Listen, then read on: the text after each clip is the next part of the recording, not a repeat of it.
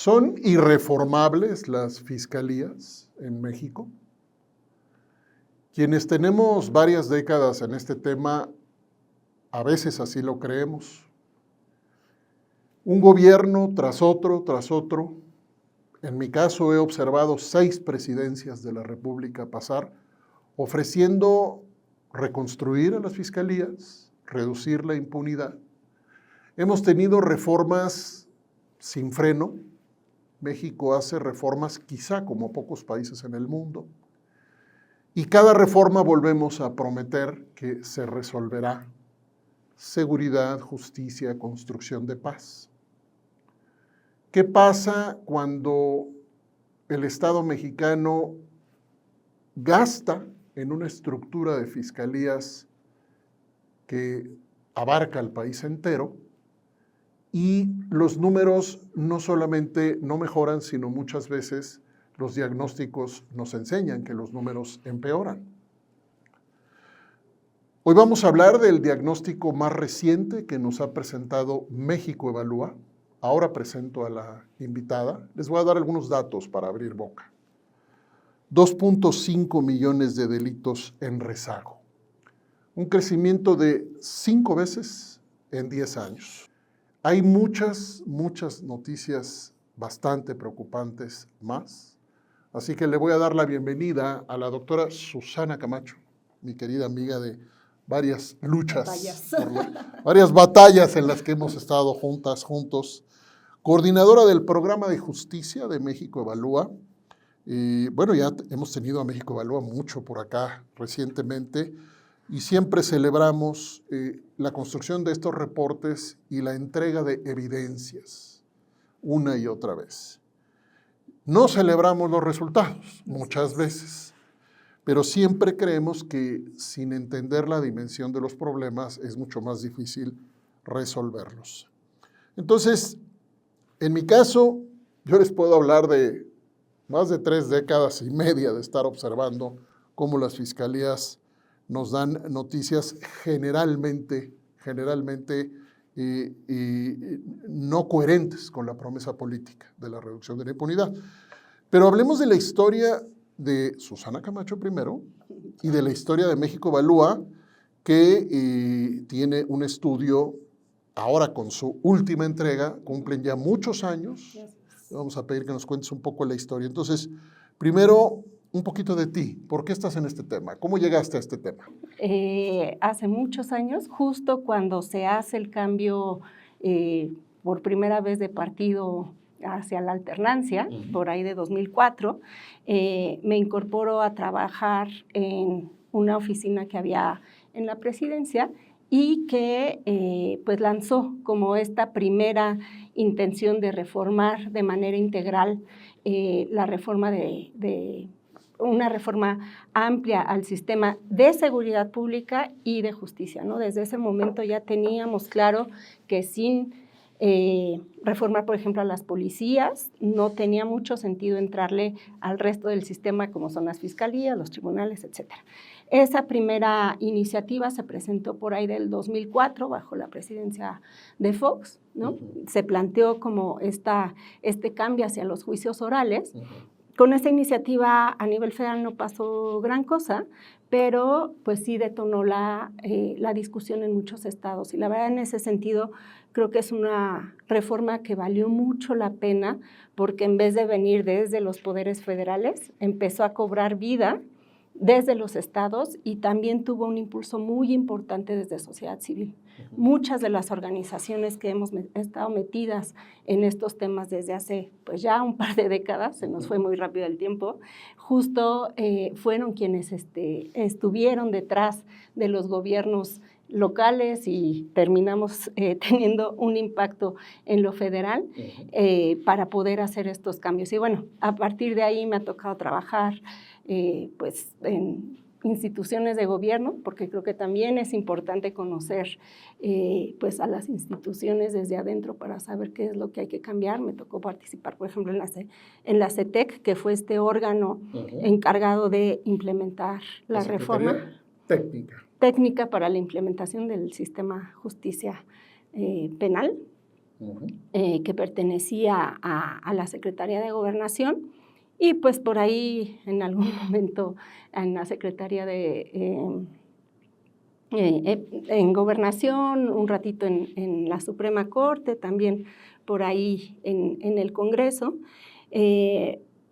pero pues después de haberme desempeñado como servidora pública, darme cuenta de qué es lo que estaba fallando adentro, tuve un periodo de trabajo en la cooperación internacional, que también, hay que decirlo, fue muy importante para poder echar a andar algunos de los esfuerzos que se lograron estas últimas 2 décadas, y finalmente, donde estoy ahora, que es en las organizaciones de sociedad civil, y creo que este papel que tienen las organizaciones como pues, articuladoras de ideas innovadoras es fundamental, porque pues, a las estructuras desde adentro de repente les cuesta trabajo hacer los cambios, y creo que desde sociedad civil hay un buen espacio para poder proponer cosas fuera de la caja, ¿no? Sí, el tema es, bueno, primero hay que enfatizar que tanto tú como yo hemos estado adentro de instituciones varios años, y siempre hemos estado poniendo un pie en las instituciones desde afuera para tratar de trabajar con ellas. Pero somos actores externos. Así es.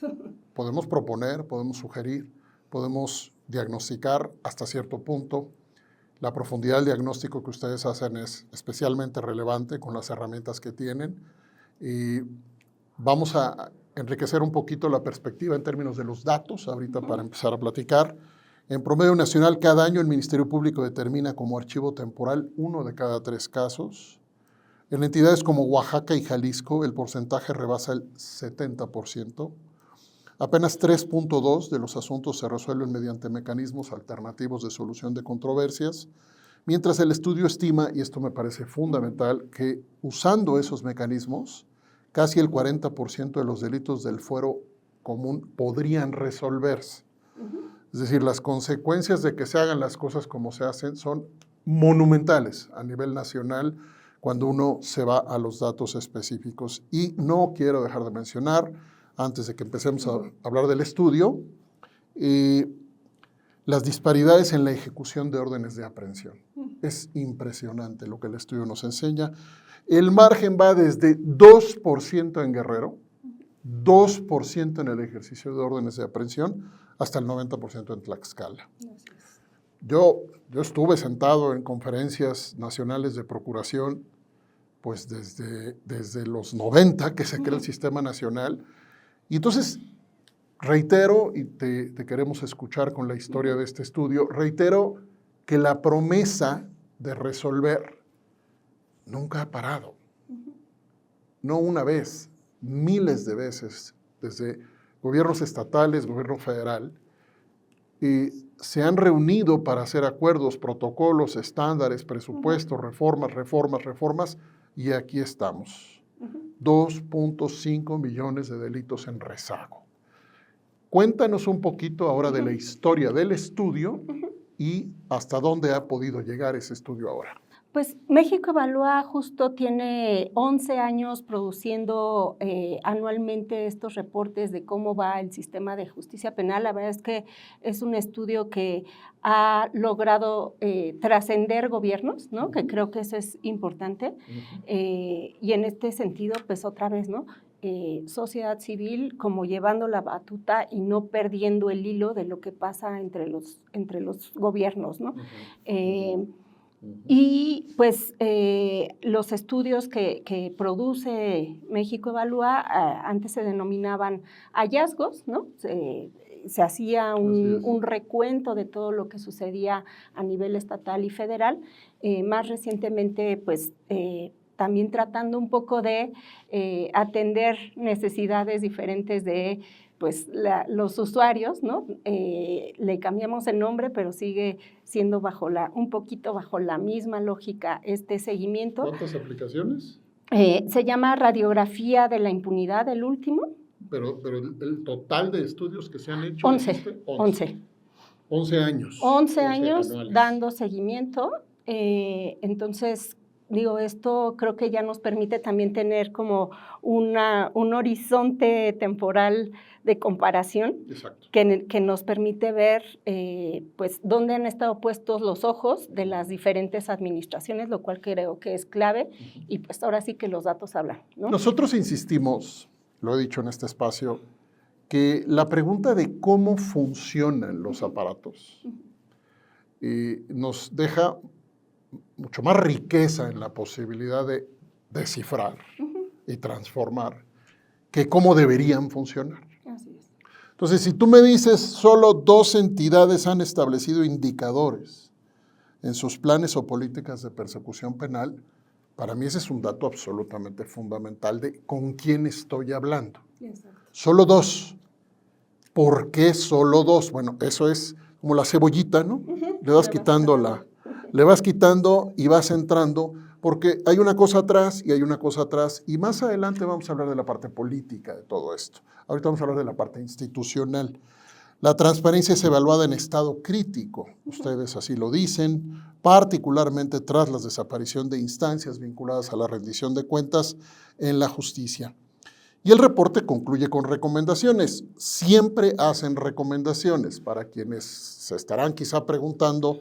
Y las propuestas, bueno, siempre hay propuestas. Este es un trabajo que cierto perfil de sociedad civil cuida muchísimo, como ustedes, como me parece que nosotras y nosotros también. Es decir, hacemos diagnósticos, pero hacemos propuestas. Entonces, ahora, entendiendo el proceso penal como una tubería, como muchas veces se le dice, pues ¿dónde nos atoramos?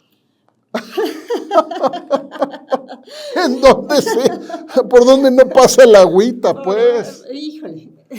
A ver, empecemos a imaginar un poquito esa tubería. Tenemos un gran nudo en las fiscalías, ¿no? Digo, lo que revelan estos estudios que les comento y también en la plataforma que acabamos de lanzar que se llama Data Justicia, justo hay una pestaña que si se meten, habla del flujograma o el proceso penal, ¿no? Data Justicia. Data Justicia. Y ahí lo que ustedes van a ver, y la verdad es que está muy padre la herramienta porque le puedes poner el estado en el que te quieres enfocar, entonces te va a arrojar cómo fluyen los casos por la entidad federativa que elijas y también a nivel nacional. Y lo que vemos es que, por ejemplo, mientras la policía, ¿no? Solo a través de los reportes al 911 o del 089, recibe más de 8 millones de denuncias anual. Bueno, en este último reporte, más de 8 millones de denuncias en un año. Muy poquitas, y te diría que prácticamente ninguna de esas denuncias, pero así lo quisimos empezar a poner y a conectar la tubería del proceso penal. De 8 millones de denuncias ante la policía, pasamos a un número infinitamente inferior de lo que le llega como denuncias a las fiscalías, porque seguimos teniendo esta concepción como súper barroca del sistema inquisitivo de que la denuncia tiene que ser un trámite formal, ¿no? A pesar de que hemos hecho todas estas reformas, y tú ya lo has mencionado muy bien, años y años de reformas normativas, legislativas, constitucionales, creo que el problema sigue siendo de concepción de lo que implica el acceso a la justicia, de lo que implica la investigación. Déjame aquí provocarte. En algunos de los chats que mantenemos regularmente de conversación con gente que ha estado o está en instituciones, ha hecho investigación, suelen poner una y otra vez la responsabilidad del problema de la denuncia en los denunciantes, en la sociedad. Y ponen ejemplos y dicen, se está tratando de que la denuncia esté fundamentada, se abren más canales para denuncia, etcétera, se genera denuncia anónima para determinar, bueno, ¿qué respondes a eso cuando decimos está fuera el problema o está relativamente afuera el problema? Pues que justo a pesar de que hay todos estos esfuerzos, si no están conectados, realmente no terminan en nada, ¿no? O sea, podemos tener esta figura de la denuncia anónima, podemos abrir la denuncia vía celular, la denuncia telefónica, etc. con actores que no son los fiscales, pero tú cuando llegas como autoridad o como persona con las fiscalías, de entrada te encuentras con un sistema burocrático que te exige, que a lo mejor es una denuncia muy sencilla de algún hecho pues más o menos común en algún poblado, en alguna comunidad, y te exigen darle un formato jurídico que te lleva horas, que no te permite darle seguimiento a tu caso. No sé, en particular me acuerdo justo cuando estábamos armando el Código Nacional de Procedimientos Penales, decíamos, ¿cómo acabar con este tema absurdo de la ratificación de la denuncia que exigen los ministerios públicos? Y ahí nos echamos un rollo en el Código Nacional para que incluso quedara la posibilidad de la denuncia anónima, que no se requiere ratificación, se le dieron a las policías las facultades de recibir denuncia, y lo que vemos es que operativamente las policías no se sienten con la confianza de recibir las denuncias, tampoco están, y aquellas policías municipales, porque también hay que reconocer que en algunas municipalidades o ciudades se han hecho esfuerzos importantes por avanzar en este tema, ante la poca comunicación o colaboración con las fiscalías, a pesar de que las policías pudieran estar haciendo un poco mejor el trabajo de recepción de denuncias, llegan al Ministerio Público y se topan con un montón de obstáculos para poder seguir e iniciar un proceso penal, ¿no? Entonces, y de las poquitas denuncias que sí entran, pues tenemos que un tercio mínimo se va al archivo. ¿Qué es el archivo? Pues son todas estas denuncias que se hicieron ante el Ministerio Público, en la que el Ministerio Público dice, pues aquí ya no hay más elementos que investigar, entonces lo guardo en el cajón, a ver si por casualidad llega a haber algún otro indicio que nos pueda permitir seguir el proceso, pero la realidad es que una vez archivados, los fiscales hacen muy poquito para que eso avance. ¿Y por qué hacen muy poquito? Para continuar con las investigaciones, porque también, siendo realistas, la forma en la que están organizadas las fiscalías al interior, pues no les permite tener buenas formas de investigación. Por ejemplo, en algunas entidades se ha podido hacer este ejercicio, y más ahorita, por ejemplo, hablando de la inteligencia artificial, ¿no? Que te empieza a detectar, no sé, de todos estos archivos, cuáles podrían tener relación porque se repite el nombre de una persona, un modus operandi, etcétera, para poder identificar a lo mejor varios casos que están archivados y que podrían arrojar un probable responsable, ¿no? Pero son muy poquitos casos, porque también, por ejemplo, las fiscalías tienen una muy baja posibilidad del uso de herramientas tecnológicas, ¿no? Que eso lo decimos en este estudio sobre justicia digital, que es herramientas digitales aplicadas a la investigación criminal, donde pues las fiscalías siguen trabajando como si no hubiera pasado toda una reforma para hacer los juicios orales, y siguen trabajando con expedientes que cosen a mano literalmente. Ana Laura Magaloni nos dijo hace ya varios años que más que investigaciones son trámites. Exacto. La forma de trabajar. El doctor Guillermo Cepeda Lecuona, Sí. nuestro gran amigo de Guadalajara, hace ya tiempo, más de 20 años, le llamó al sistema un sistema flagrantoadicto, decía. Así es. Es un sistema que funciona solamente ante flagrancia, que sabe... Al final las críticas, como yo lo puedo leer, son muy consistentes en términos de el colapso crónico de las competencias de investigación. Sí. Las instituciones, en nuestra perspectiva, funcionan a partir de incentivos. ¿Qué incentiva hacer investigación y qué incentiva hacer trámites, Susana? Porque los conoces, has estado en esos pasillos, Sí. estuviste adentro, pero además has hecho una cantidad enorme de investigaciones. Yo también. ¿Cómo se organiza allá adentro, entre escritorios, en pasillos? Cuando salen a la calle, ¿a qué salen? Cuando podemos ver que la discusión experta por décadas dice, no me están produciendo investigaciones. Entonces, ¿qué producen? Papeles. Siguen. Y mira, y lo trágico es que, por ejemplo, cuando hicimos este estudio de digitalización de las fiscalías, les preguntamos a todas las fiscalías del país, ¿no? ¿Qué tanto tenían, por ejemplo, expedientes electrónicos y qué tanto tenían sistemas de gestión ¿Para basados? este último estudio? Para el previo, ¿no? Y solo nos contestaron 19 entidades, que eso ya nos empieza a hablar de los problemas en los que estamos metidos en términos de transparencia. Pero de los que nos contestaron, muchos nos dijeron que sí.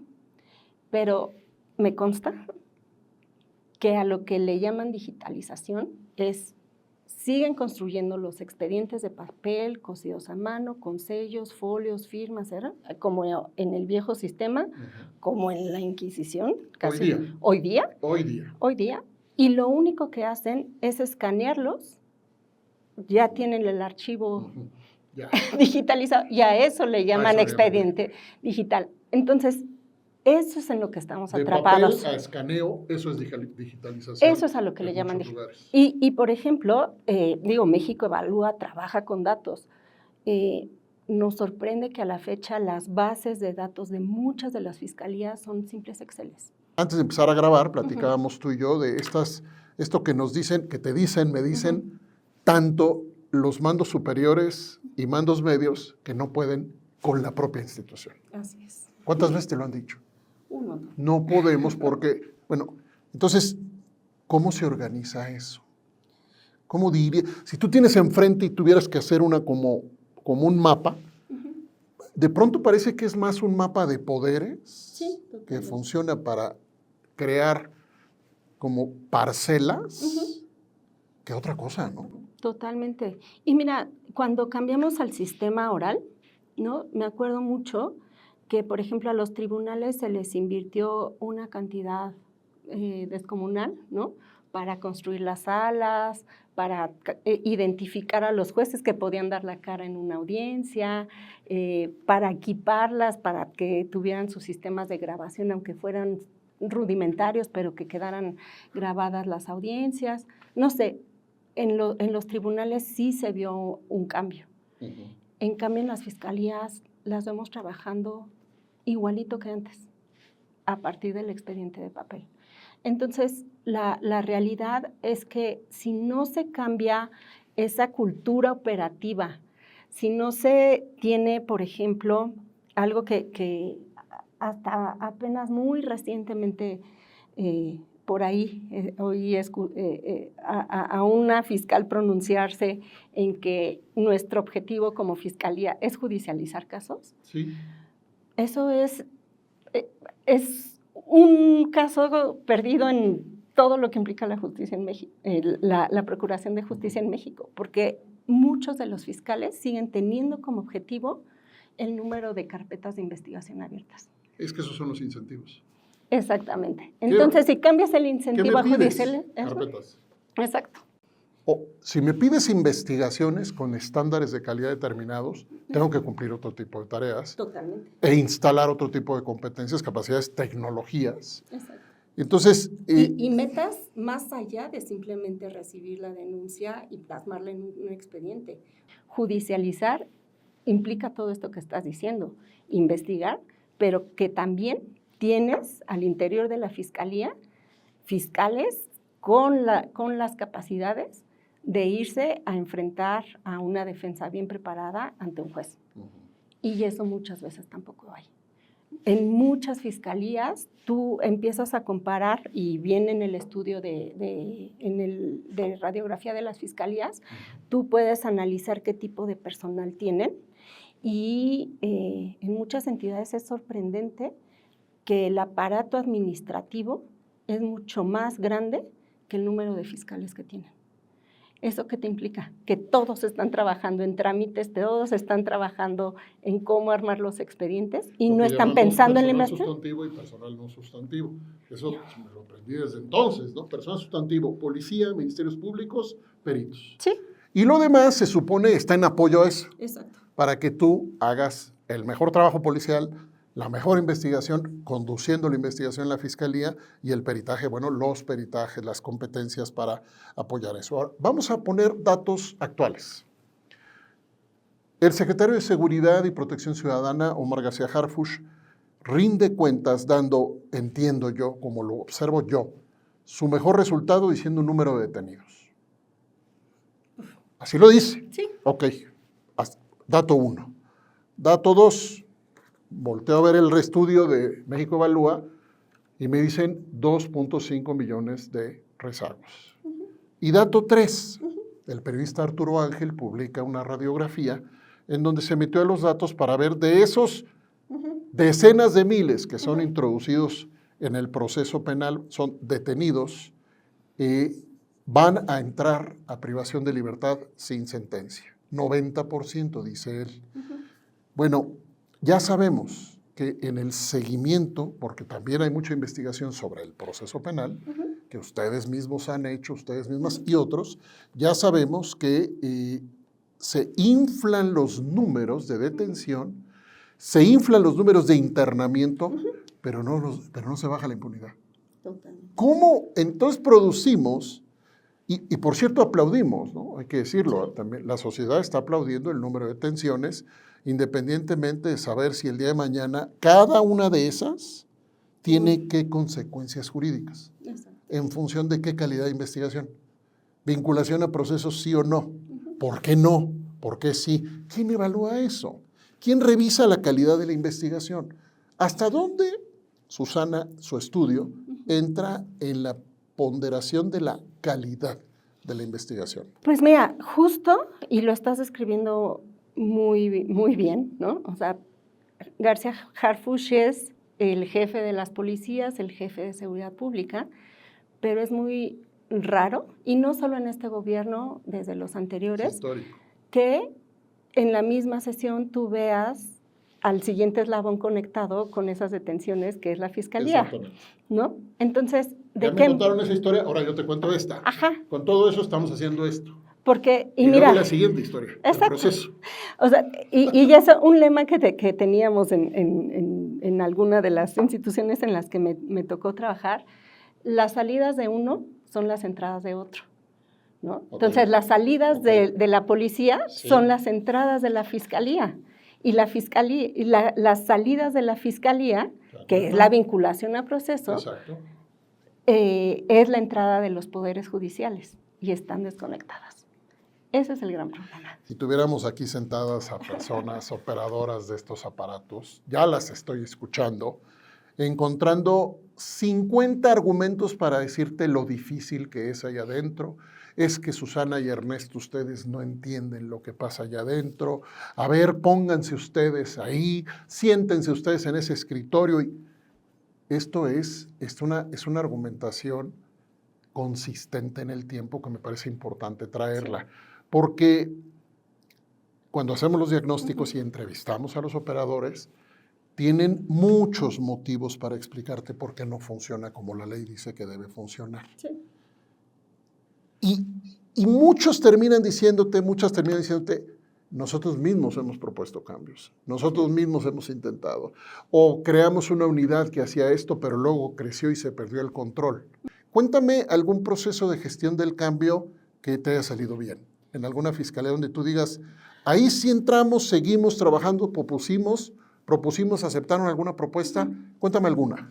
Mira, creo que el estado de Querétaro, ¿no? Y ya estudiamos el caso, ¿no? Porque de manera muy consistente en los reportes que hace México Evalúa, pues como al segundo, tercero, porque en los primeros dos salieron mal, pero de repente hubo un cambio y sí se nota que empezaron a trabajar de una manera diferente. ¿Cuáles han sido desde el estudio de México Evalúa dos de las claves? Una, que sí hay una comunicación interinstitucional, ¿no? Que va desde la policía municipal y más recientemente con el eslabón de la justicia cívica, desde antes, hasta lo que sucede en los penales, ¿no? Entonces está conectado perfectamente todo el sistema. ¿no? Víctimas, adolescentes, justicia cívica, Exacto. proceso penal, tribunales, fiscalía. Conectado quiere decir que ¿qué? Y conectado justo en el sentido tecnológico, porque una de las características de Querétaro es que tienen, le llaman plataforma Cosmos, Sí. ¿no? Que sí es una forma de articularse entre actores, pero también es el sistema tecnológico donde todos trabajan, ¿no? Entonces creo que en Querétaro sí tuvieron esa visión de conectar los sistemas de gestión y que tú supieras cuáles eran tus salidas, cuáles eran mis entradas y poder dar un poco de mayor trazabilidad a los procesos en la entidad. Entonces, y eso creo que también implica pues la identificación de responsabilidades, ¿no? Hace ratito hablábamos de ello. Diagonal rendición de cuentas, diagonal transparencia, Exacto. diagonal consecuencias. Ustedes han visto que puede también haber mejoras, Sí. y lo han dicho y lo han reconocido. También nos pasa que nos critican cuando reconocemos las mejoras, dicho sea de paso, ¿no? Nos aplauden muchísimo en la crítica y a veces no tanto cuando reconocemos mejoras. No estamos diciendo que no las haya. Estos son datos agregados de un fenómeno nacional de profunda descomposición crónica de un aparato. Ahora, hablando con la audiencia, ¿por qué tenemos que ver por qué es importante esta investigación y por qué nos invitas a leerla? Pues creo que abre justo la conversación de por dónde podría ir la transformación de las fiscalías, ¿no? Mucho hemos intentado cambios a través de normas que pues no se quedan en el papel, ¿no? Creo que ahorita es un momento fundamental y también por el contexto político pues, que está viviendo México en muchas aristas, ¿no? Donde se liga temas de corrupción, con delitos, con impunidad, ¿no? Y en ese sentido creo que ahorita podríamos poner el foco en una refundación real de las fiscalías, tanto al interior como desde los controles que se construyen pues por actores externos, ¿no? De acuerdo. Parece ingenuo insistir en cambios de las fiscalías después de tanto tiempo, pero no nos queda de otra si queremos acceso a la justicia. Totalmente. Si queremos reducción de impunidad. Esta mañana el programa de seguridad ciudadana avanzó en su vinculación a un nuevo grupo de trabajo latinoamericano, el Grupo Latinoamericano y del Caribe en Seguridad y Democracia. Y la buena noticia que observamos es que así como lo que hacemos acá en la Ibero de la convocatoria de buenas prácticas ha empezado a tener más y más aceptación porque la gente quiere enseñar lo que hace bien, quiere que se reconozca lo que hace bien. Este grupo latinoamericano y del Caribe, GLACSED, también está haciendo eso. Se va a convertir en un monitor de buenas prácticas en América Latina y el Caribe. Yo creo que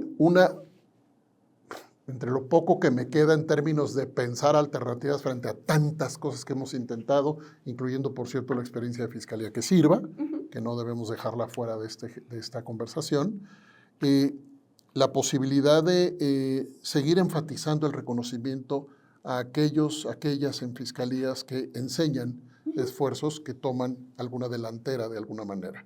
Sí. México evalúa en dónde se coloca frente a esa perspectiva de reconocimiento, convocatoria, evaluación de buenas prácticas. Pues mira, creo que justo en las recomendaciones, en muchos de los estudios que hacemos, pues al final sí pues identificamos quiénes están mejor en alguna área o en muchas.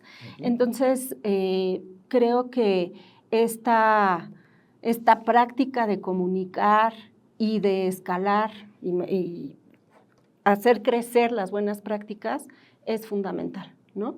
Si ya, por ejemplo, Querétaro nos demostró que interconectando, que usando sistemas se obtienen mejores resultados, pues volteemos a ver a Querétaro. Si de repente hay una fiscalía que atiende bien el tema de violencia familiar, pues volteemos a ver qué están haciendo, ¿no? A lo mejor se están articulando con las policías, con otros actores para poder dar mejores resultados. Pero pues ahora sí que también nuestro trabajo es justo poner en el centro los buenos ejemplos y conectarlos. Bueno, es que tampoco el Estado lo hace por sí mismo. En la inmensa mayoría de los casos, tampoco el Estado destaca sus propios logros con reconocimientos entre ellos mismos, entre las propias instituciones. Danos un comentario final, por favor, Susana, de la parte de la responsabilidad política. ¿Qué pasa con la responsabilidad política frente a esto? Con eso vamos a cerrar. Pues creo que la responsabilidad de las fiscalías pasa por el hecho de que tengan bien claros sus objetivos, ¿no? O sea, si no tienen como la claridad en que su responsabilidad no es simplemente abrir carpetas, sino que tienen que atender las necesidades de las víctimas, llevar los casos ante los jueces y que eso a su vez implica tener buenas investigaciones. Si no les empezamos a exigir esos resultados, va a ser muy difícil poder tener una responsabilidad y resultados diferentes, ¿no? O sea, no queremos que nos digan cuántas carpetas más abrieron, queremos saber cuántas víctimas se atendieron, cuántas reparaciones del daño, cuántas personas involucradas en redes de delitos muy graves fueron sancionadas, cuántos homicidios, desapariciones fueron esclarecidos. Sí que nos falta muchísimo. Felicidades a México Evalúa otra vez por este trabajo y que sigan adelante. Y me decías que es el mejor estudio en América Latina. Pues mira, hace un par de años México Evalúa recibió un reconocimiento del World Justice Project. Eso es. Porque pues era el estudio más completo, no solo en datos, sino también en análisis de años de toda Latinoamérica, ¿no? Y se ha puesto como referente para la creación de indicadores. Digo, me ha tocado ver ejemplos en el resto de América Latina y no tienen pues los indicadores que tenemos en México y pues también depende de la transparencia. Geografía de las fiscalías, México Evalúa. ¿Alguien está usando a las fiscalías para algo diferente a lo que queremos y esperamos desde la sociedad y desde el derecho y desde la Constitución? Y eso pasa, primero que nada, y por encima de todo, por la responsabilidad política de la gente por la que votamos, la gente que elegimos, que nos está prometiendo seguridad y justicia y, entre otras cosas, no ponen orden a las fiscalías. Gracias por acompañarnos a nombre del Programa de Seguridad Ciudadana. Gracias, Nadia Rodríguez, en la producción. Nos vemos la siguiente en este podcast Seguridad en Comunidad. Saludos a todas y a todos nuestros amigos, amigas de México Evalúa. Hasta la próxima.